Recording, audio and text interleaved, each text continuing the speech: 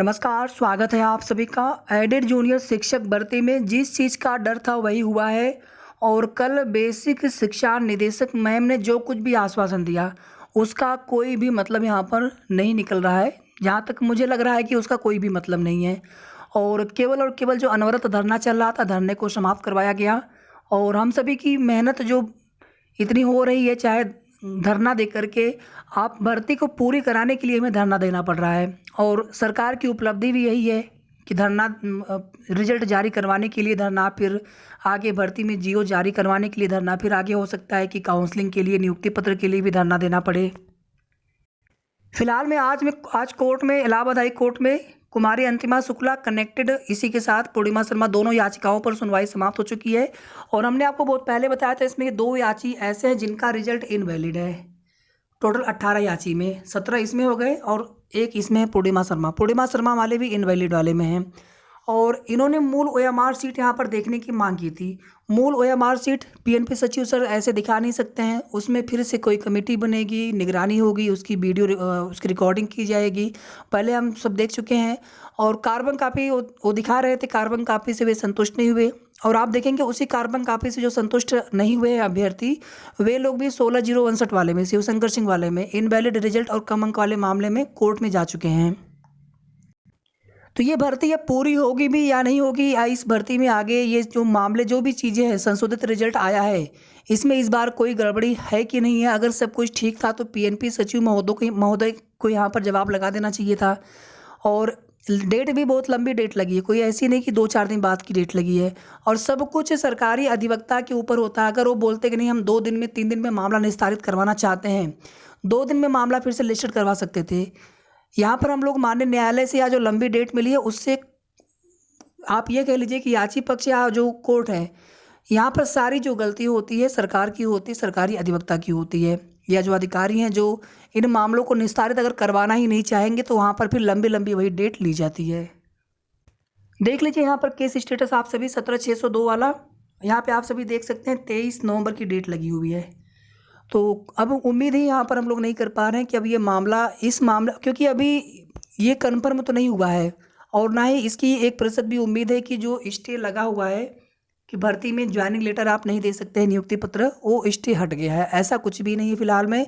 अगर ऐसा है, देखिए हमें जानकारी उसकी नहीं है, या तो जो अधिवक्ता महोदय वहाँ पर थे याची पक्ष के, उनकी तरफ से कुछ इन्फॉर्मेशन मिले, या तो फिर कोर्ट ऑर्डर जब आ जाएगा तो ये चीज़ें भी क्लियर हो जाएंगी।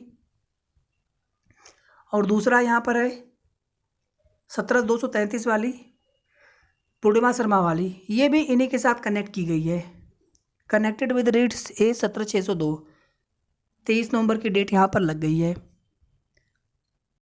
हम लोग लगातार जियो के लिए, सीट वृद्धि के लिए सब लोग प्रयास कर रहे थे, लेकिन यहाँ पर एक बार भी हम लोगों ने ये नहीं सोचा कि जो कोर्ट वाला मैटर है इसकी वजह से भी भर्ती ऑलरेडी लंबी लटकी हुई थी, फिर से यहाँ पर लंबी लटक रही है। सबको लग रहा था कि नहीं, उसकी वजह से बहुत दिक्कत नहीं होगी और भर्ती यहाँ पर प्रोसेस आगे बढ़ेंगे जियो आते ही। लेकिन अभी तो प्रस्ताव भेजेंगे निदेशालय से, उसके बाद फिर जियो बनेगा, फिर वो प्रस्ताव भी शासन उसको एक बार में मंजूर कर लें, फिर जियो के लिए वहाँ से निर्देश होगा, फिर जियो जारी होगा सचिवालय से। और उसके पहले अभी ये कोर्ट मैटर जब तक निस्तारित नहीं हुआ है, जियो आ करके भी क्या होगा उससे, ना तो काउंसलिंग नियुक्ति जब हो पाएगी तो उसमें केवल जियो आने से क्या मतलब है। तो कोर्ट ऑर्डर आने के बाद बाकी चीज़ें स्पष्ट हो जाएंगी। या फिर अगर आप में से किसी को कन्फर्म हो चुकी है, हमारे स्तर से ये चीज़ें हम कन्फर्म नहीं कर पा रहे हैं कि जो स्टे है वो हटा है कि नहीं हटा है, वो लगातार जो है एक्सटेंड होता रहा है पहले से, जब तक कि मामला डिस्पोज्ड आप नहीं हो जाता है। तो आज भी एक्सटेंड हुआ होगा ऐसा 99.9% हमें लग रहा है, और बिना उसके हटे भर्ती कंप्लीट नहीं हो पाएगी। अब यहाँ पर जबकि 23 नवंबर की डेट लगी है, तो एक चमत्कार जैसी वाली बात हो गई है कि यहाँ पर भर्ती का जियो आ जाए उसके पहले, जैसा कि मैम ने बोला है, भर्ती प्रोसेस शुरू हो जाए, काउंसलिंग हो जाए, लेकिन ज्वाइनिंग लेटर न दिया जाए। 23 तारीख को मामला निस्तारित करवा करके उसके बाद फिर नवंबर लास्ट तक ज्वाइनिंग लेटर, ऐसा हो सकता है। लेकिन ये एक तरह से चमत्कार जैसा हो गया, मिरेकल जैसा हो गया, गवर्नमेंट के ऊपर है, अगर वो चाहेंगे तो ऐसा 100% हो सकता है। इसके बाद फिर दिसंबर में चुनाव आचार संहिता है, दिसंबर में चुनाव आचार संहिता है, उसके बाद फिर ये लोग भर्ती नहीं करेंगे। इसके बाद फिर ये भर्ती 100% नेक्स्ट ईयर में पहुंच जाएगी। ये सब बातें देखिए यहाँ पर एक तरह से हम सभी को बहुत निराश करने वाली है, लेकिन ये सब चीज़ें मैं बोलना नहीं चाह रहा हूँ, लेकिन जो चीज़ें हैं आपके सामने, हमारे सामने, क्योंकि झूठी उम्मीद से यहाँ पर भर्ती तो पूरी हो नहीं रही है। झूठी उम्मीद ही हम लोग ले लेकर के साल भर से वेट कर रहे थे कि भर्ती पूरी होगी, लेकिन हुआ कुछ नहीं। कल भी हम सभी को उम्मीद दी गई है निदेशक मैम की तरफ से। अब तो उनसे ही जा कर के पूछा जाए एक बार कि मैम आपने कहा था तो किस आधार पे कहा था, भर्ती कैसे पूरी होगी। और यहाँ पर तो अब क्या कोर्ट ऑर्डर से स्टे जो हटा है कि नहीं हटा है, उसको लेकर के कोर्ट ऑर्डर आ जाएगा तो वो भी चीज़ें क्लियर हो जाएंगी। अगर वो स्टे हट गया होगा फिर तो कोई दिक्कत ही नहीं है। अगर नहीं हटा होगा, जिसकी संभावना ज़्यादा है और हटने की संभावना कम है, तो उस स्थिति में फिर वही है कि कमिटमेंट हो इन अधिकारियों की तरफ से कि नहीं 23 तारीख को हम लोग मामला निस्तारित करवा लेंगे और उसके पहले जीओ आकर के भर्ती प्रोसेस शुरू कर दें। आगे हम सभी को इसी प्रकार से कोशिश भी करनी होगी। तो कुल मिलाकर के 23 तारीख की डेट लग गई है। कोर्ट ऑर्डर जैसे ही आ जाएगा आप सभी को नेक्स्ट वीडियो के माध्यम से जो भी कोर्ट ऑर्डर में होगा, स्टे हटा कि नहीं हटा, वो आप सभी को बता दिया जाएगा।